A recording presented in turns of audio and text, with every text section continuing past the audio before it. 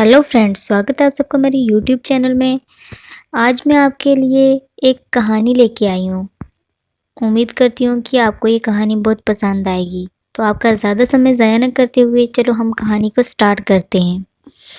एक बार एक सेठ ने पंडित जी को निमंत्रण किया, पर पंडित जी का एकादशी का व्रत था, तो पंडित जी नहीं जा सके।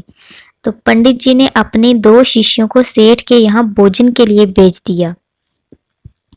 परंतु जब दोनों शिष्य वापस लौटे तो उनमें से एक शिष्य बहुत दुखी था और दूसरा शिष्य बहुत ही ज्यादा प्रसन्न था। पंडित जी को देखकर बड़ा आश्चर्य हुआ और पूछा, बेटा क्यों दुखी हो? क्या सेठ ने भोजन में अंतर कर दिया? बोला, नहीं गुरुजी।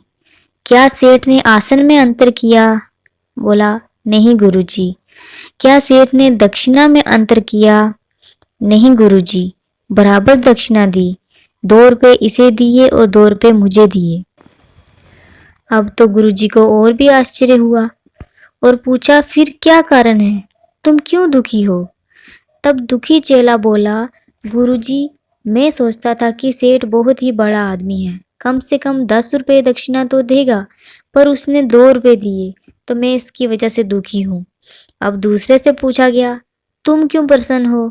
तो दूसरा बोला, गुरुजी, मैं पहले से ही जानता था कि सेठ बड़ा कंजूस है, 8 आने से ज्यादा दक्षिणा कभी नहीं देगा, और उसने 2 रुपए दिए तो मुझे बहुत ही ज्यादा प्रसन्नता हुई, मैं इसलिए प्रसन्न हूँ।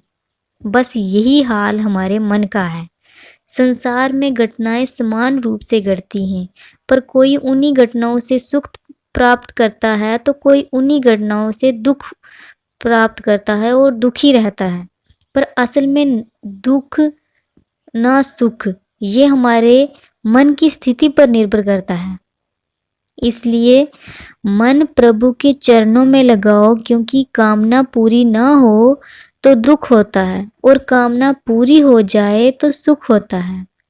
और यदि हम ऐसे ही करते रहेंगे हमें कभी भी सुख नहीं मिलेगा, हम हमेशा दुखी ही रहेंगे। हम अपनी सोच की वजह से हमेशा दुखी रहते हैं। जिस शरीर को लोग सुंदर समझते हैं, मौत के बाद वही शरीर सुंदर क्यों नहीं लगता? उसे घर में न रखकर जला क्यों दिया जाता है? जिस शरीर को सुंदर मानते हैं, जरा उसकी चमड़ी तो उतार के देखो, तब हकीकत दिखेगी कि भीतर क्या क्या है। भीतर तो बस रक्त, रोग, मल, कचरा भरा पड़ा है। फिर ये शरीर सुंदर कैसे हुआ? शरीर में कोई सुंदरता नहीं है। सुंदर होते हैं व्यक्ति के कर्म, उसके विचार, उसकी वाणी, उसका व्यवहार, उसके संस्कार और उसका चरित्र। जिसके जीवन में ये सब हैं, वही इंसान दुनिया का सबसे सुंदर शख्स है।